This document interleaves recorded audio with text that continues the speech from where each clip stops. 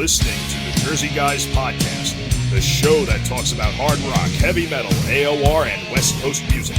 In-depth conversation and special guests are always on tap, so settle in and turn it up. Now, here are your hosts, Tom and Mark.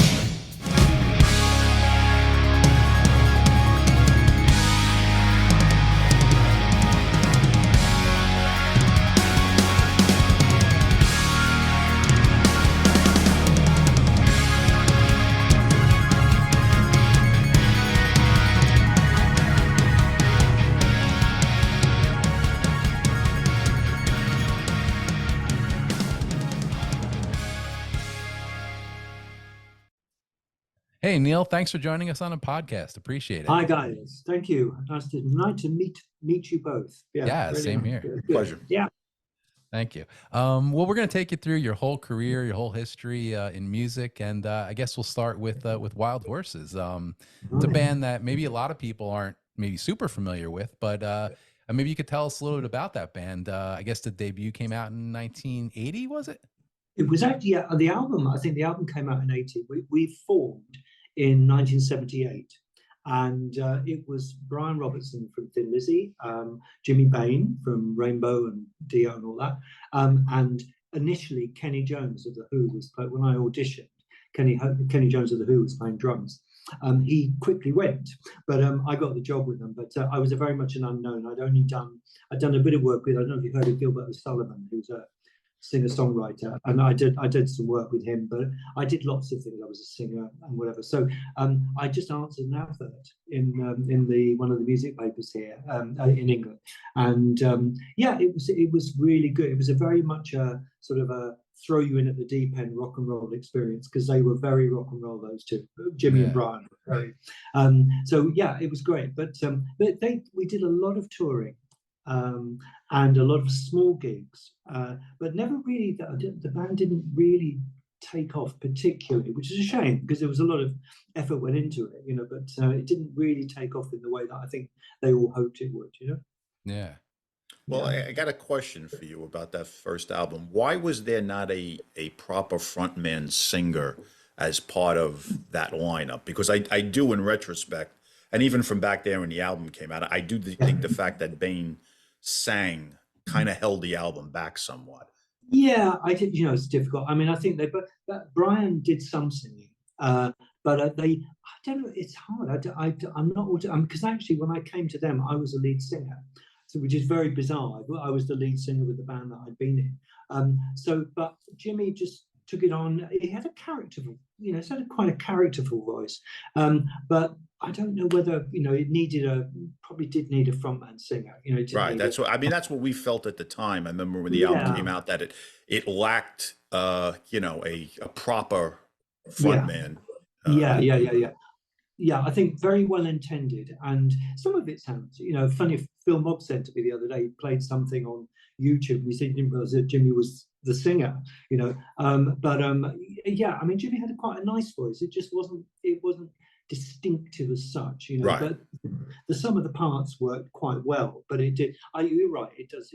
Because the hype at the time was a Rainbow member, a Thin Lizzy member, the hype was there, but there was something. Yeah. I mean, they live life to the full, and they've both been in big bands, and I think they sort of carried on sort of with that mindset, Right. I think it cost Brian quite a lot of money, as far as I can remember. I think he had to bankroll it, and of course we didn't get a record deal for a long time. So there was probably about a year, maybe a year and a half, before we got the record deal, and then we did the album, and then I got an offer to join UFO, so I left. But it was quite a long time gestating, to get a deal. And I think I said to someone a few weeks ago that if the band had maybe more support slots, so they'd done the support route rather than playing little tiny places in England. They needed to be with a big band to be seen by more people. Right. And we did a few dates with Rush. We did a few dates with Ted Nugent. just before I left. But really, a support slot would have been better, to go out and tour, just support a big act and let more people see you. That I think that's what would have needed to have been done, but we never did. We always played these funny little clubs and funny little places that, you'd only play to the faithful. You would no one knew would see you, if you know what I mean. Yeah. And Lynott, I think, appeared on a couple of shows, right? Or were you still in the band at the time? Yeah, I was. Yeah, Phil was.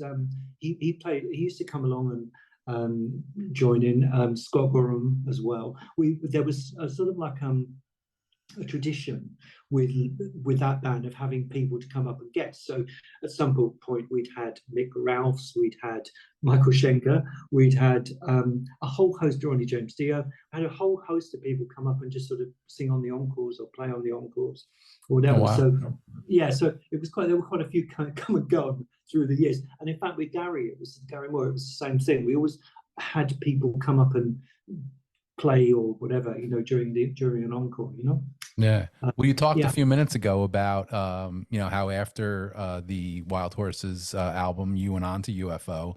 I understand it was it Phil Collin from Def Leppard? It was. You to the UFO guys? Yes, thank you, Phil. No, bless him. They knew. They played a lot of shows with Girl, I think, who was Phil's band before, and Phil and I were quite well sort of good friends, not friends, but we were good acquaintances at the time, and we used to hang out quite a lot. And I think it was Phil that sort of put me said to Phil Monk, really, Neil be ideal for the band when Paul Raymond went. So that was how it came about, and I'm not sure whether, apart from having John Sloman in to do the keyboards on The Wilder Willing, and I don't think John was ever going to be a permanent member of the band. I think John's a fantastic singer. I don't think it was the sort of thing for John to do. But I was sort of, in a way, I was ideal for them, because it was quite an easy transition for me to join UFO. And it was a step up from Wild Horses for me. Yeah. I'll ask you the same question I asked Steve Mann 2 weeks ago. Oh, yeah. Okay. Was there any pressure on you? I mean, Paul Raymond was a very established figure at that time. Yeah. To sort of step into his shoes, did you feel like you had to try to be Paul Raymond, or did they allow you to have your own identity or create your own identity? I think I would say that, I owe Paul quite a lot, because I tend to stick with what he did on a lot of the numbers. That's what Man said the same thing. Yeah, so I don't deviate, because actually the parts work. There's no point in in sort of reinventing the wheel. The stuff that Paul played on the things that we play now, or we did, the classic stuff, I didn't see any point in reinventing. But then, of course, I did 3 albums with them, so I was able to, rightly or wrongly, establish my own sort of presence within the band. So I really respect what Paul had done with UFO.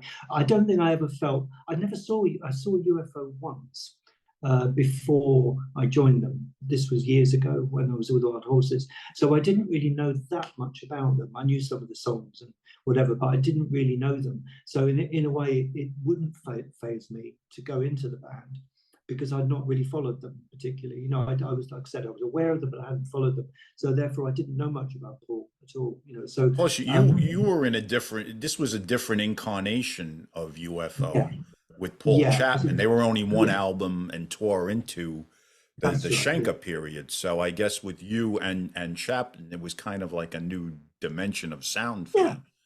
Yeah, I suppose so. Yeah, absolutely. And things just evolve, things change, and people come, they go. It's just the way of life. So I think, like I said, the main thing was I hadn't really, that as far as I was actually my first big gig with them was headlining the Reading Festival in 1980. Wow. So it was 30, I think it was something like 33,000 people, and for me the challenge was actually just to get through the pieces and play, and I had all the bigwigs from the record company on the right hand side sort of looking at me. That was more intimidating actually than anything else, but actually for me, I love big crowds, so that part of it didn't worry me. It was just the fact that I had that lot standing there looking, judging me, and right. sort of that could be unnerving. Absolutely. Yeah. Yeah, a little bit. Yeah, but I at the same time, you just have to get on with it. You can't let these things get to you too much. So I really enjoyed that first gig with big gig with UFO. It was great. It was fantastic. Now, at this point, the first album, did you have any contributions to writing? Did they like let you come in as a full member, or did it take you some time to integrate? No, yeah, the album had been basically done. The backing tracks had been done, and then Phil had yet to do his vocal tracks. So I suppose I was there, but I didn't really. I was in through a lot of the. Once I joined, I was in to at the death of the recording. I was there all the time and the mixing and all that sort of thing. So I did vocal harmonies, did a couple of bits and pieces, other bits and saxophone, and so but my contribution really was, I would say, minimal to that album as far as, and definitely as far as writing went. I didn't contribute anything as far as that went. But I suppose you're just there and you're part of the team then. So I was part of the band, but a lot of it had been done between Paul going and me coming in. If you know what I mean. Yeah. Because I'm in the minority of UFO fans that prefer Paul Chapman over Michael Schenker. and I know I'm in the minority with that, but there are people like me. I'm not by myself, but personally, I found the albums were more cohesive from beginning to end than some of the Schenker albums, and that when you came on board from that period, like Mechanics, those are some of my favorite UFO albums because I thought the songwriting, and I thought that unit at that time with yourself and Chapman was a really strong period that sometimes gets overlooked by the people that always say, well, it's not Schenker, it's not the Schenker period, but I thought it took on a progression actually from some of their 70s stuff. Just curious about your thoughts about that. Well, I mean, I think there's a lovely sound to those albums, those Michael Schenker, the ones with Michael in, and particularly Lights Out and Obsession. Those are my two favorite. Yeah, they're time capsules. Really, they've got some fantastic stuff, and of course, Ron Nevison's production is very much of the time. And it just they're lovely. Again, I before I joined the band, I didn't really listen to them. I'd heard the live album, but I hadn't heard much of the other albums. So I think they are lovely. They're definitely definitely of a special place in time. With my stuff with them, I suppose we branched out a bit. We were trying different things. Gary Lyons produced Mechanics. And it went a bit wild in places. There's a few interesting bits and pieces on there that, I go, oh no, and it's not everyone's. It isn't everyone's cup of tea, But I stand by what we did. I mean, I like some of the writing, some of the songs on there. Some of the songs, and it's nice for me to go back to UFO and play "We Belong to the Night" because that's now 40 years ago, and yet that's one of the songs that we were playing right in the recent gigs, so that's great. That's nice to know. And Making Moves we play as well, we were playing, so it's good to have a nod to that era. But problem is you've got so many songs that they could do, that it's very difficult to actually get the balance right. If you leave out Love to Love, which takes how many minutes, or Rock Bottom, everyone will be fed up. So you've only got an hour and a half to play. So but I like Mechanics. I like some of the things on Mechanics are nicely crafted, nicely worked at, and but they're definitely schools of thought. I mean, if you look at some of that, I mean, I don't try not to, but if you look at some of the fan sites, and my partner does all the time, and say, oh, you know what they're saying about you now, and then people don't, people are very dismissive. Some people are very dismissive at that time, but it was, I don't think there was anything wrong with it at all. It's we worked very hard on those albums. Both of those albums, Mechanics and Making Contact, were very, very hard work on. Yeah. Now, I'm a big fan of Making Contact myself. I was just talking with Tom about that. I listened to it on the way down to the podcast today. Yeah, I love that album. I mean, just the beginning first two tracks on the album, you know, Blinded by a Lie, and then it goes right into Diesel in the Dust, and it's just like two great tracks, you know? Yeah, no, I mean, I'm quite, it was an album made in sort of slightly difficult circumstances. You know, Pete had left and we were left to do the album, we had to do it. And, you know, again, if you listen, I think the problem is people listen to things that maybe the first time around and they think they just missed them. But you come back to them years later and actually listen, there's some good stuff on there. You know, it's very well thought through. A lot of it is really, really well thought through. And I'm quite proud of it. You know, regardless of whether it's a classic UFO album, it's still an album that I actually feel quite proud of. You know?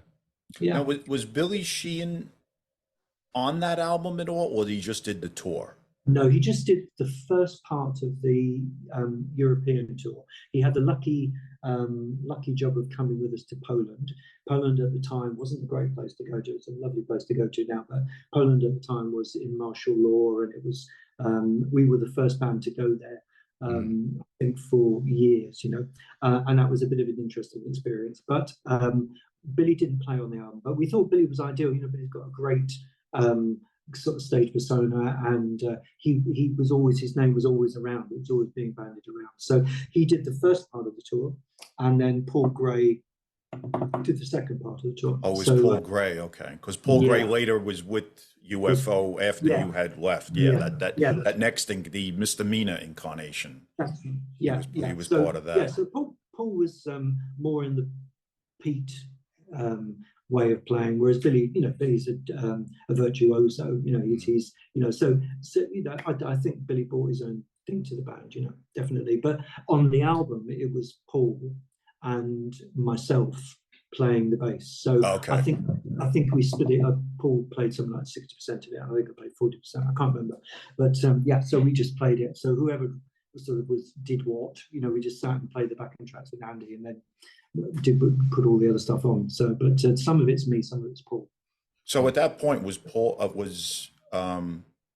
Pete Way looking to get out of the touring? Like, what was how did he? Well, actually, it's sort of, you read different things, you know. I mean, I never had a conversation, I think any of us did, with Pete about it, but he just didn't really want to. He didn't like Mechanics particularly as an album, and I think he wanted more authentic AC/DC-ish rock and roll, and we were maybe rightly or wrongly, we were sort of experimenting with there was a pressure on you at the time really to have a radio song. That's why Def Leppard did so well, because I had the perfect radio songs, you know, back in the early 80s, and we, all of us, I mean Gary as well, there was a pressure on to come up with a radio friendly song for America. There was always this subliminal pressure, but it was there, you know.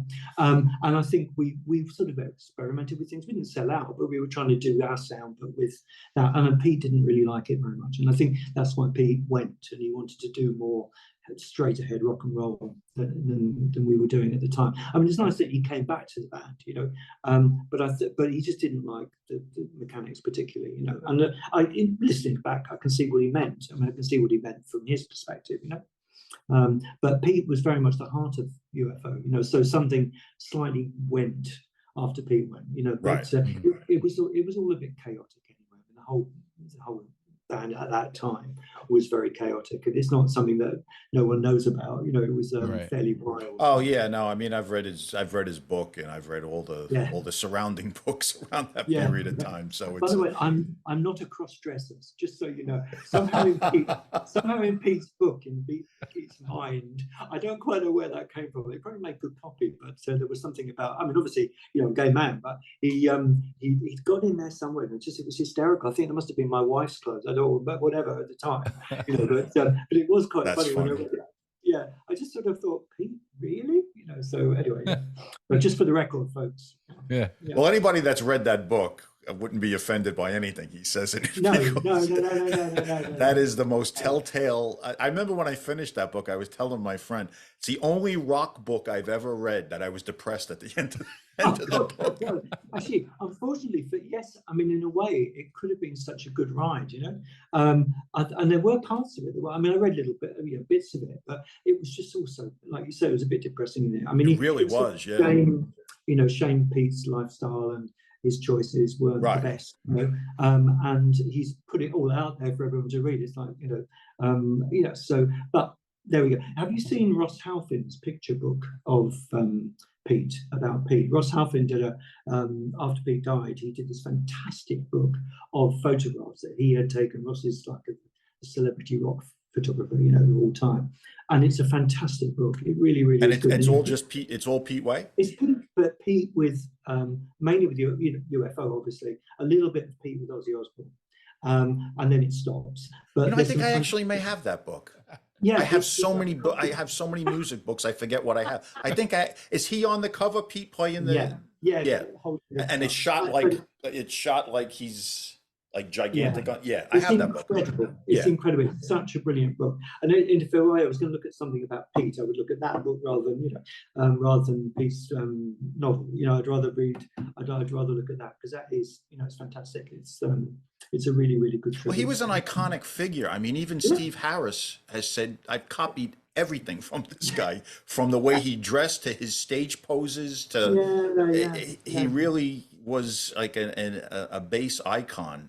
Yeah, I mean, we did a lot of shows with Iron Maiden, and in fact, Iron Maiden opening for us, you know, which is ironic. And so they were very much young then, you know, and I could see that was how Steve is. And I watched occasionally. I don't look at a lot of rock music, but I would see stuff of Iron Maiden. I could see where he got some things from Pete, you know. But there are a lot of people just really looked up to Pete as a performer, you know, as well as a player, but as a performer, you know. He was great from great. Oh, forget it. He had great stage presence. I mean, there was really very few bass players that had that type of stage persona. That he had. Yeah. So now the curtain comes down on your tour of duty in UFO. How come you didn't proceed further with the misdemeanor, or was that your introduction to Gary Moore at the time? Yeah, it was a funny thing, because we decided we were going to split up, and things weren't going particularly well within the band. And then Andy, Paul, and I did some demos, just as a 3-piece, and with me singing. And then I'd sort of had these surreptitious offers to do some work with Gary Moore and another band, and Gary's career was on the upswing, and it was never really meant to be anything permanent at the beginning. I just did a tour, third on the bill, opening for Def Leppard with Crocus in the middle, and we did an American tour, and the playing with Gary was one of the pulls. Playing with Ian Pace was another one, and Neil Murray was the bass player. Neil I've known for years, you know. So it was just really good. I just thought it would be a great thing to do, you know. And I had to work, because at the end of UFO there was no money. There was no money whatsoever, and so if we didn't work, we didn't live, you know. So it was something I just sort of had to do it to earn some money. But then, bit by bit, Gary and I realised that we got on really well, and it was a good sort of partnership, you know. So that was the beginning of the stuff with Gary Moore. So it was an American tour of about 3 months, I think, something like that. I'm in the process of reading the Gary Moore book right now, and there was something in there that I never knew, that Ian Pace went through a period of time where he had problems with his timing and actually resigned himself from the band. I'd never heard that before. Yeah. It was during the recording of Victims of the Future, and Gary was, you know, he was such a talented, but in some ways that can actually work sometimes a little bit against you, because Gary had perfect pitch and he had perfect meter. Gary would tell if you were like a nanosecond, right, either right or left of the beat, you know, and it could get with drummers, it gets in their head, you know. And Gary would sit in the studio with a metronome and would say, "That's speeding up. that's slowing down. That's great. And of course, eventually it just gets to you. You know, I remember the evening. I can remember it vividly when I just thought it just got into his head, and he couldn't. You know, he just couldn't get it. He just couldn't get it in time. And it's happened to other people. I mean, it's happened to me. It's, you know, but you know, other musicians that work with Gary have found the same. Well, him and Cozy Powell didn't exactly get along famously either.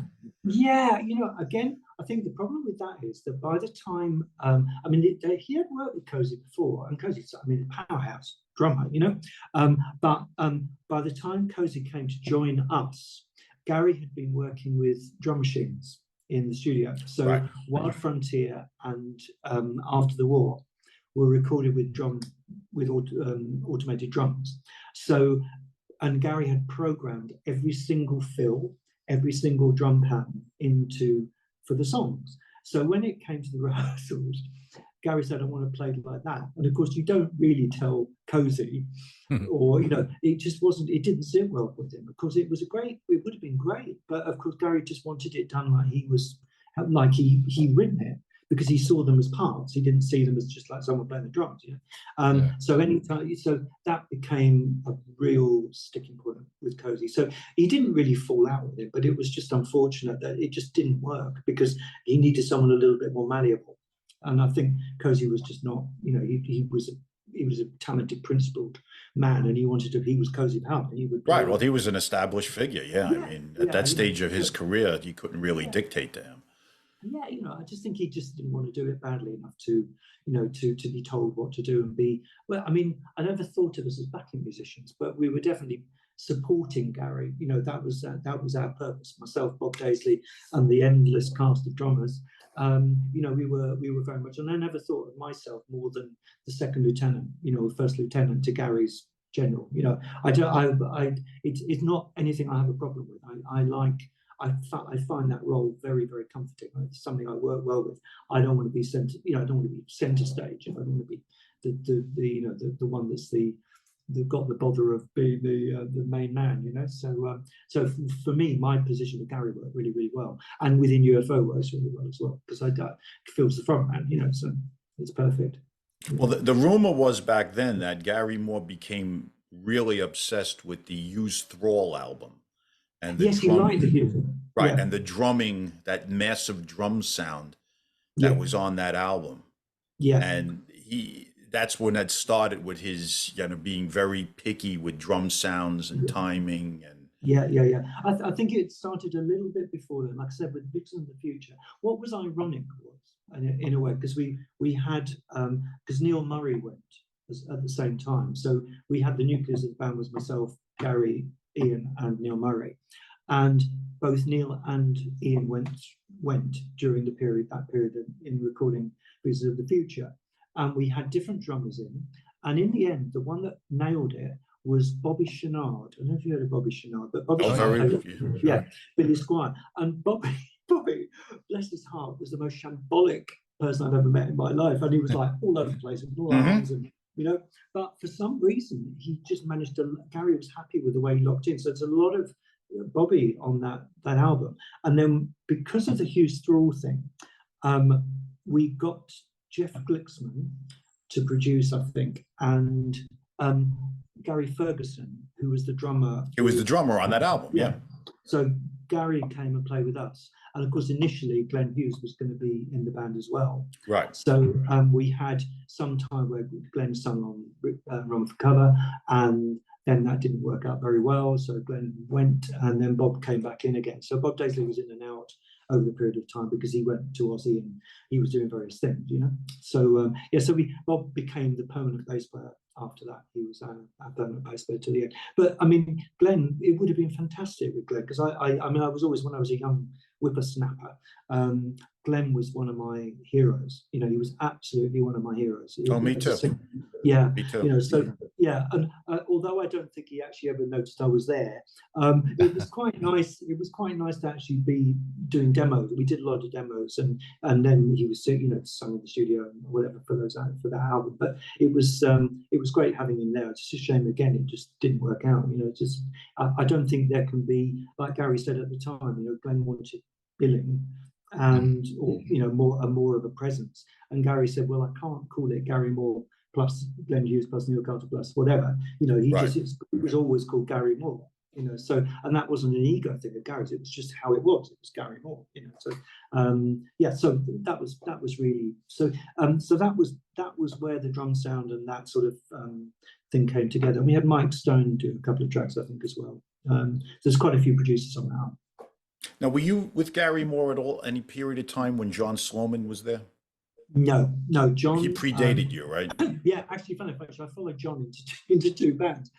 Thinking about it, I mean, yeah, John did the early part of 1983 with Gary, and with Don Airy, and then when I went to sort of listen to them live. I went and I say audition, but I went and played along with them, and then I went to watch Don playing with Gary at a festival in Holland, and then Don, I think, had commitments, so that was why I was doing it. But then, because I play guitar, but I can't play keyboards like Don can, so in a way, for me, it worked out really, really well, because I'm much more comfortable playing rhythm guitar and doing a little bit of keyboards rather than playing tons of keyboards and not much guitar. You know, I'm not really a keyboard player at heart.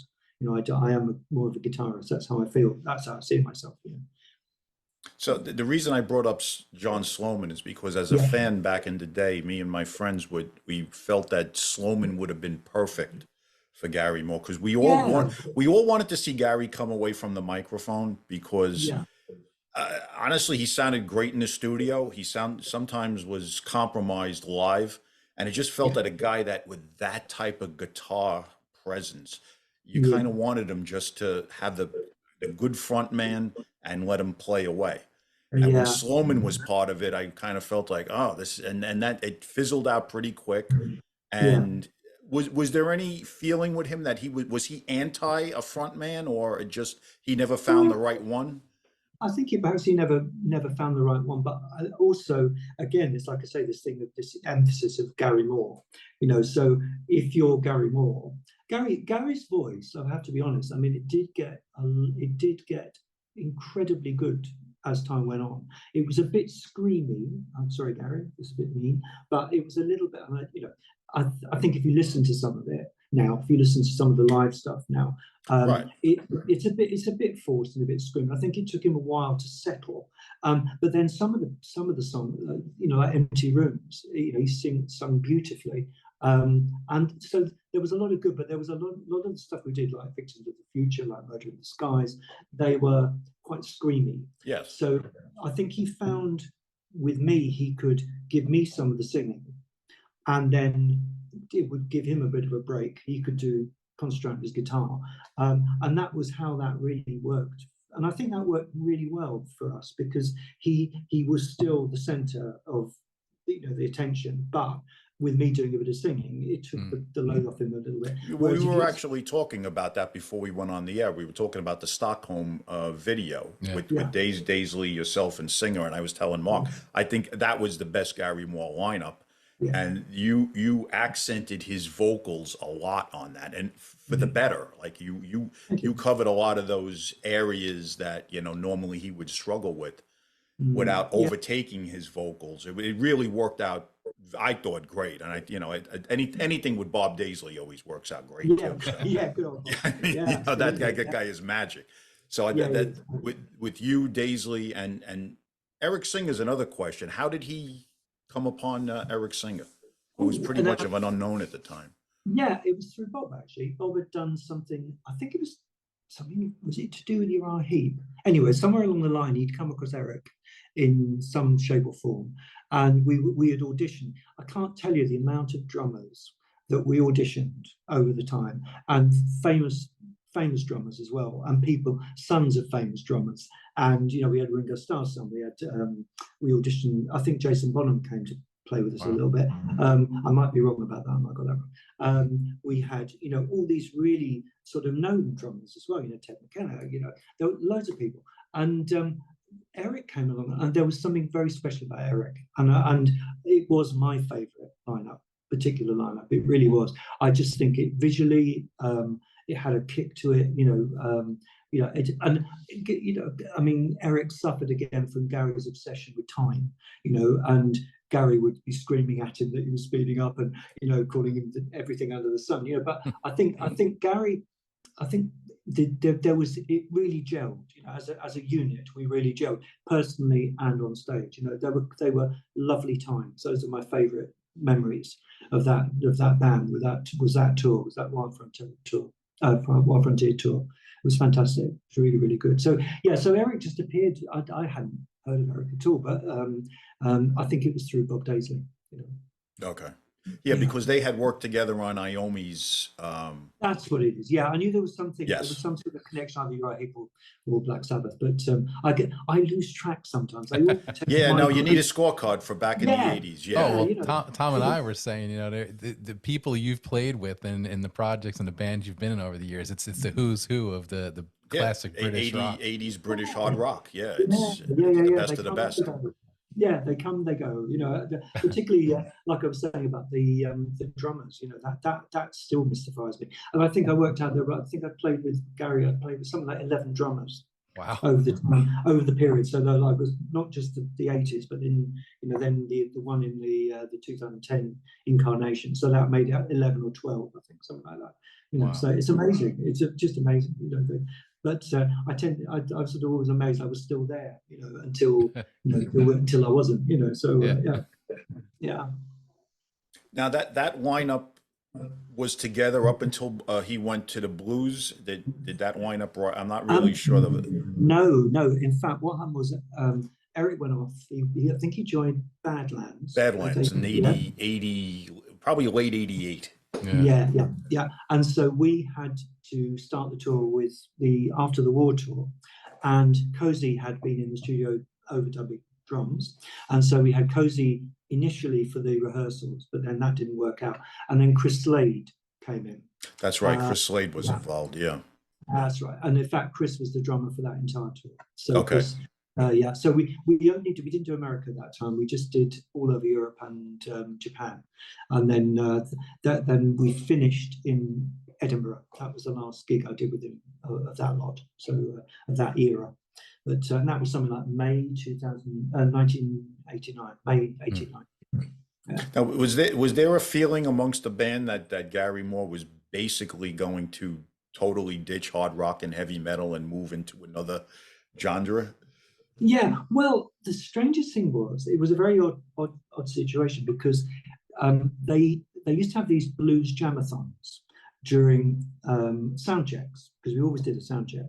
And I voted with my feet, and I said, I really do not want to stand here playing 3 chords for 20 minutes. I don't. Right. It's no disrespect to anyone, but it's just not my thing. I'm not a blues player. It doesn't interest me at all. And it was basically, it's to feature the guitar. It's not. I couldn't play blues keyboards to save my life. So that was the germination of it. And then Bob Daisley said to Gary, "Why don't you do a blues album?" Meaning, why don't we do a blues album? So that was like the band, and Gary went, and so off he went, and he said, I'm going to do a blues album. And I thought, okay, fine, good. And then I was sort of just, I don't know, I was in like this sort of bubble of nothing. And so when Gary's blues album took off, it did really, really well. Of course, he wasn't going to come back and do the rock stuff again. He eventually went back and did a few things, but he didn't do any of that stuff from that era. And I thought, to be honest, it was incredibly brave to go out and do a completely new thing, and not play one of the songs that you've been known for in the years, running up to it. So I think I wouldn't have wanted to do it, if I'm honest. I'd had enough of the road. I'd had enough of the life at that point. So I needed a break myself, really. I needed to get away from it for a while. So I just think it was perfect for Gary to do. He couldn't, I don't think we could have carried on as we were. There's only so many Irish jigs you could do and reels. And God love him. How well did it do? And I was very, very pleased with it. It was almost like his career went to a certain point and suddenly just took off, which is great. It's and you have to applaud it. You can't be. If I can interject, oddly enough, it was what broke him in the United States. Yeah, he had remained, even through his greatest periods of the '80s, he had remained a virtual unknown in the United States. Yeah, and the blues album and the Was second the one. blues album Yeah, broke him big. I mean, he was on, you know, the David Letterman show and yeah, yeah, Jay yeah, Leno's. I mean, he and was playing big, you know, like arenas, like, you know, yeah. 7,000 seat arenas and selling them out. So he Yeah. never had that type of success in the States No, playing and metal. no, and it was weird because we'd done that tour with Def Leppard, we did a tour with Rush, and we did a long, arduous tour of clubs, and still it didn't happen. You know, that was really strange. With me, with Gary, you know, we'd spent, and he didn't tour there with me after 1987. You know, so we just didn't play in the States after that. And Right. I mean, it's not for want of trying, you know, definitely not for want of trying, but it just didn't, you know, maybe it didn't connect, the music didn't connect. We always got good responses, you know, and I've seen some video footage and stuff like that, and we went down really, really well, you know, and the Rush tour was fantastic, but for some reason there was a disconnect for him to do well, you know, and that I don't understand. You know, all the power of Virgin Records behind him, all this, but it was, yeah, the blues was what broke him in America, you know. So it was quite strange because he obviously felt slightly awkward with me because I'd sort of been left, you know, and just gone off somewhere else, and he invited me out to the States to come and do some, you know, bit of writing, whatever, try and do some writing. Again, it's not my genre, so, you know, it didn't really work. But I remember sitting with him in his house. He was living in somewhere in Connecticut, and playing through Still Got the Blues with it, rehearsing it for the Letterman show, because that, no, which was quite ironic after all those years. But, you know, it's actually just playing it with him so he could rehearse to do the Letterman show. So, but I think, you know, it was just one of the, you know, for him it was the best possible thing, you know. So that's great. It was a kick for me as a longtime fan, dating back to the Thin Lizzy days, to see him break the United States. And Yeah. a lot of people, and blues is always popular over here, and there were a lot of guitar players that people thought were like really exceptional guitar players. But then when they saw him, Yeah, it was like he just blew everybody. And people would ask, "Did you ever see this guy Gary Moore?" Yeah, I've been watching him for 20 years. But that's what broke him in the States, and there were a lot of people's jaws that were dropping. Like, who is this guy? And I was like, he's been around forever, but you know, we never got exposure over here. I mean, when he occasionally would play around here in the early to mid '80s, he would play clubs. No, I mean, I remember doing, you know, like the Ritz, and I can't try thinking in New York, and they play the Ritz, because my friend Phil saw you guys at the Ritz, and so and I've done it with UFO, but Gary was a guitarist, you know. When we played on, like, say, like we did a couple of dates with Queen, we did 3 days with Queen, and you'd look around and Brian May would be standing at the side of the stage watching Gary. We did some stuff with Van Halen. Eddie Van Halen would be watching Gary, you know. Santana would be watching Gary, you know. Everyone he was a guitarist, you know. He really much. It's very odd because when you stand next to someone like that for many, many years, it's almost like you don't notice it anymore.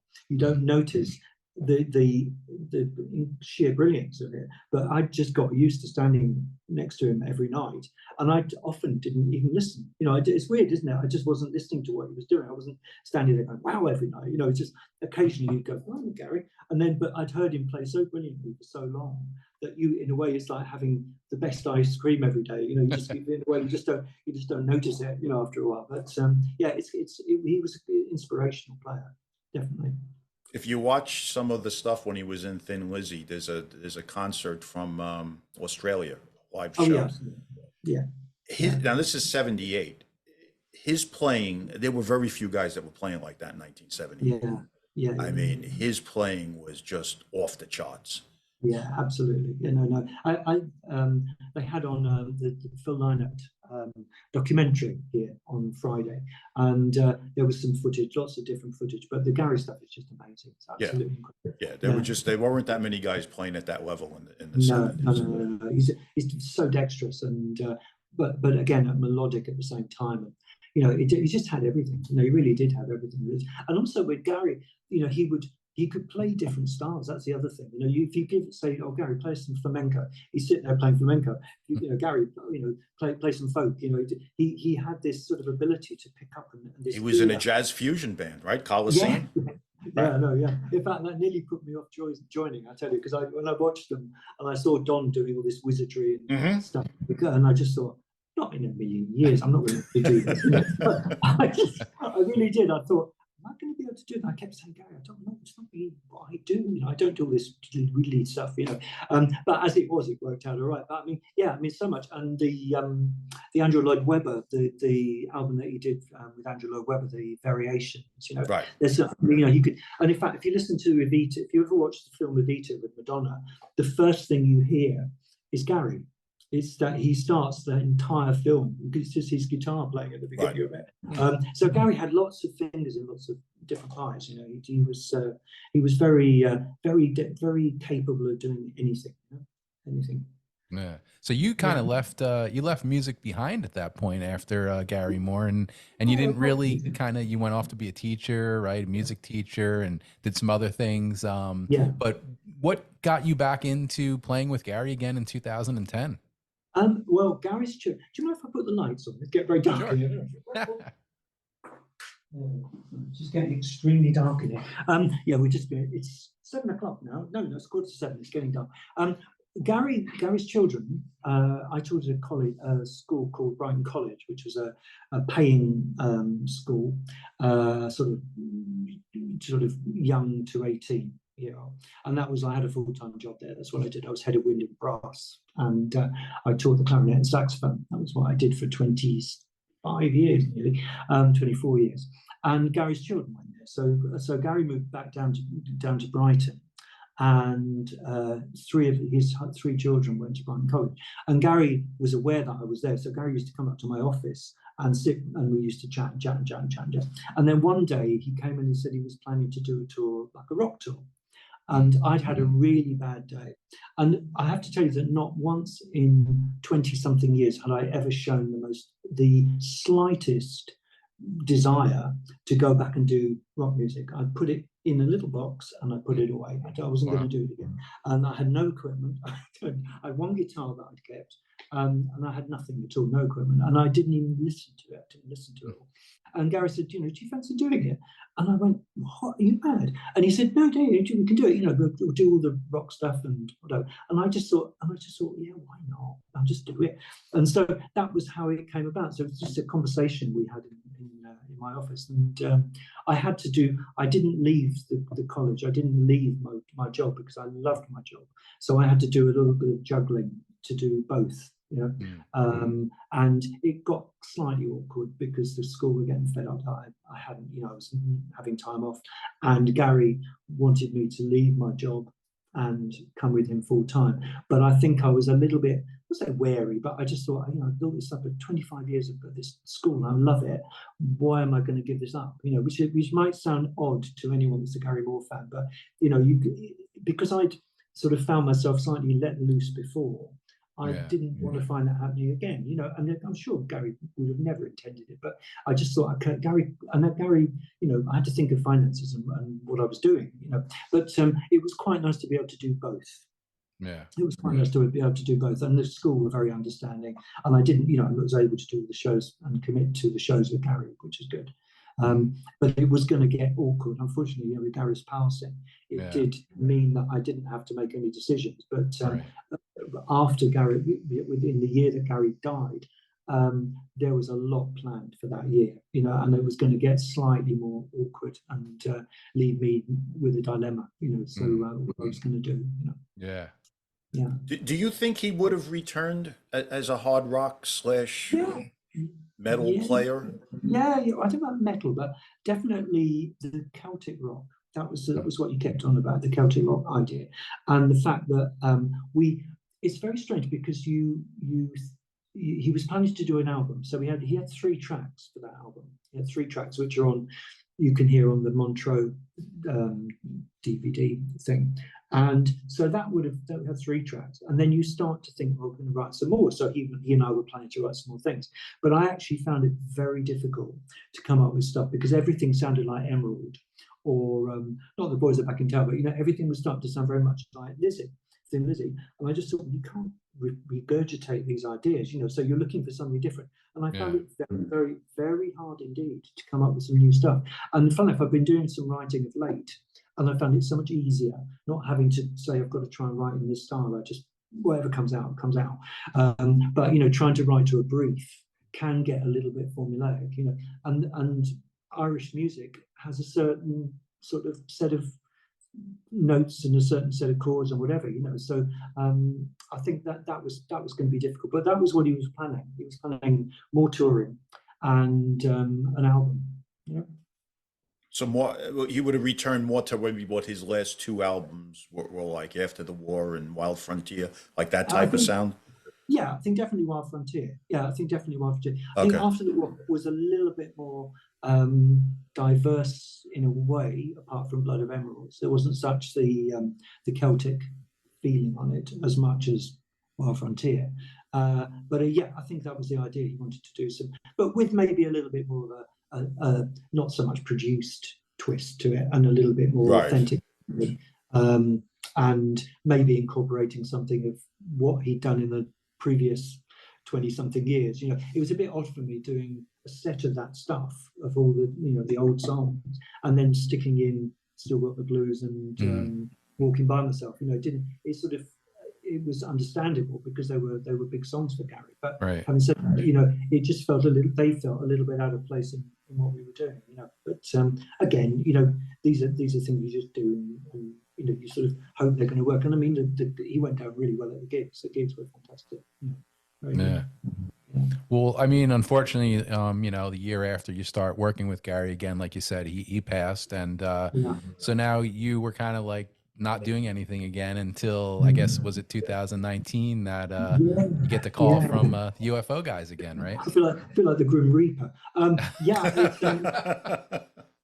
It's very I mean, without waffling on too much, but I retired in 2014. We just decided we'd had enough work, so we left our house in England and we moved down to Lanzarote, which is just near Africa, which is an island in the Canary Islands, and that was it really for me. I just thought that's it. But I'm a music examiner, so I examine classical music and jazz music as well.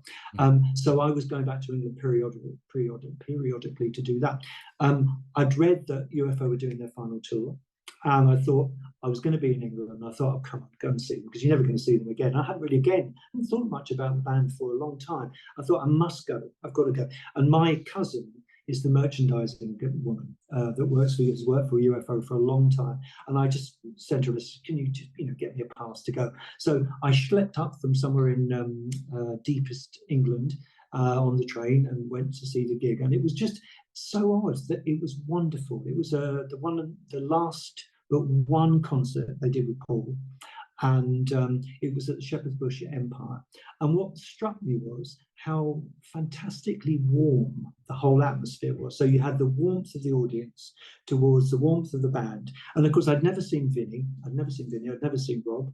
And in fact, I'd only ever seen Paul once. So, and just to see them again was just fantastic. So I couldn't stay and say hello. I had to go get back to where I was. So I just said, nice to see you, and thought nothing of it. And of course, then I read about Paul passing, and I don't know. I never expected them to ask me, but it was so easy. It was such an easy decision because I'd been to that gig and I'd seen what it was like, and it was just, all the gigs that we have done have been fantastic. Have been really, really good.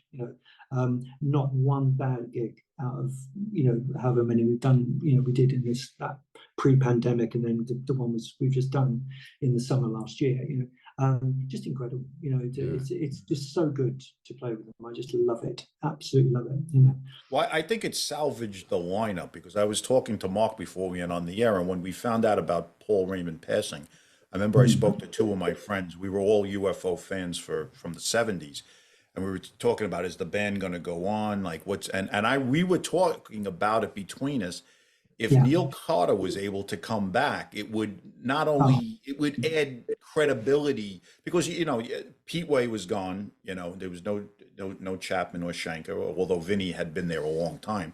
But you kind of wanted, at least me as a fan, you wanted that cohesiveness to have as many legitimate UFO members Yeah. in that lineup. And we Yeah. said it just kind of kidding around because I didn't even know that, it was in the cards with you. And then when it was announced, we were talking to each other and saying, wow, this was perfect. Because that's the one guy that could, add the credibility back to losing Paul Raymond. And you could say, wow, okay, that's the guy, Yeah, I'm really glad that they asked me. And, in a way, but it didn't end very well the first time. Although we were, when we weren't daggers drawn, but it was a bit of a strange ending the first time back in 1983 for me. And then to go back and just have such a great time. And, I've got I didn't realize how well I'd get on with Phil, because Phil and I just love the entire time we just howl with laughter, and we have very much the same sense of humor, and I'd forgotten that completely over the years. You might just, you played, not mind plays tricks, but you change things in your mind. And the difference in our ages, we're 10 years apart. So when I was in UFO, he seemed a lot older to me and a lot more experienced. And I wouldn't say I was never afraid of him, but I just was always sort of someone that I thought I wouldn't, I sort of respected his distance, if you know what I mean. Because Phil was Phil, he was a wild boy. But going back this time, when I've had a different life, and it's just wonderful. It's just absolutely wonderful. I really am very, very fond of him, and all of them actually. I mean, Andy and I always got on really, really well. Vinny's fantastic, and Rob, they're lovely, lovely people, and it's just like a family. It's like a family to be with, which made it all the more painful to stop when we did. We stopped after we did a rock cruise, and then obviously this horrible thing came along, and and it's just painful. It's such a shame, because we could have done a lot more, a hell of a lot more. And luckily we did get to do some dates last summer, and of course now Phil had his heart attack, so everything's a bit on hold. Whether we do any more, I really don't know. But we'll just have to wait and see. I mean, I think all of us would love to, because you sort of miss that connection. You miss that connection with the people, really do. Because we do get on very well. Yeah. Well, I actually saw the band in, I guess it was late 2019 in New York City. And then I think early 2020, I want to say you came back, and I saw you in Pennsylvania. And that was right before the pandemic kind of, shut everything down. So like we said, you were able to do some shows, and then, Phil had his heart attack. How's he doing now, by the way? Have you spoken? Yeah, I have. Yeah, I speak to him quite regularly. He's fine. I mean, he had to do, he had stents put in, and he had to do some rehabilitation, which is now finished. And he's doing some tracks for, I think he said he calls it a Moggish album, but it's his own album. That's currently what he's doing. Whether he feels, I mean, he's 75 next month. And whether he feels the need to go out on tour again, I really don't know. It'd be lovely, it'd be really lovely. But I don't think any of us would push him into it. I think it'd be dreadful to do that. And then if he got sick, he wasn't really feeling that great in the summer. I know he wasn't. I could tell there was something slightly not, as good, about his health. So obviously this was coming on, for a couple of months before. But he's a very, very charismatic, interesting person, and he will just go on with. He's a trooper, so he will just get on and do it. If he feels he wants to, he will. If he doesn't, that's fine. Right. How did you feel about getting back on the road, and after that long period of time? It had to be a big adjustment. Do you know, it's very strange. I'm afraid there is an innate show off. Do you know that expression? Where people just love to go and razzmatazz it and go and play it to people and to the crowd. And it doesn't faze me in the slightest. I mean, I had a 22-year gap between the last time I played with Gary and the time I played with Gary again. And it was like someone just plugged the guitar in, off you go. I enjoy it too much to be worried by it. So, and going back with UFO, just felt we put 3 days rehearsal down to do before the tour. We really only needed one, because I knew what I had to do. They were all up to speed. So it was, and then the first gig was just like, just like it always had been, so it is very odd. I think if it's something you've done a lot, you can just slip into it. And I've never wanted to shy away from playing to a crowd, or I'd feed off that sort of thing, that energy. I really do enjoy playing to a crowd of people, and the bigger the better, really. I like those big shows, because it's what, like my mother said, used to say, you're a show off. But I mean, it is showing off, you just because you do all the hard work, you do like the studio work, and you do the rehearsals, and then you get all that done, and then you can go and enjoy it. And that's how I feel about playing to people. I'm not introspective as a musician. I just like to go and have good time. Let other people have a good time. All right, great. Yeah. Was there anything else, Tom, that you wanted to? I could ask you 10,000 more questions about Gary Moore, but I won't. We don't want to keep you here all night. You want to hit me with one more? Hit me with one more. I'll wrap up. Okay. One will lead to 25 more. So. Yeah. We'll have to have you. We'll have you back at some time. We could do a Gary Moore show. Maybe. Yeah, it's fine. Yeah, it's totally all right. I was once on the phone for 3 hours to a guy in Japan who did a Gary Moore thing, and I said at one point, I said, "You do realise we've done 2 hours and 45 minutes. We're nearly 3 hours, And this guy was such a massive Gary Moore, person. He just wanted to hear every single minute detail about everything. I think I think your connection with Gary Moore is special, because I think a lot of people, and myself included, felt that last incarnation of the band with Daisley and yourself was really him at his best. I think you two guys were just like perfect complements for him.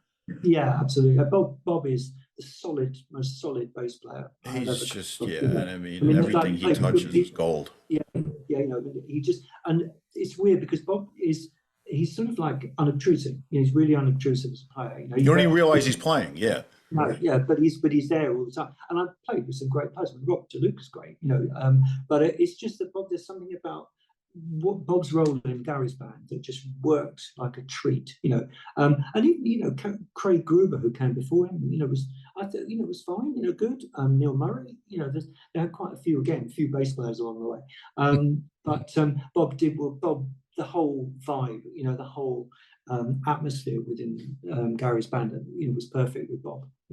Same sense of humor. His sense of humor is a great thing.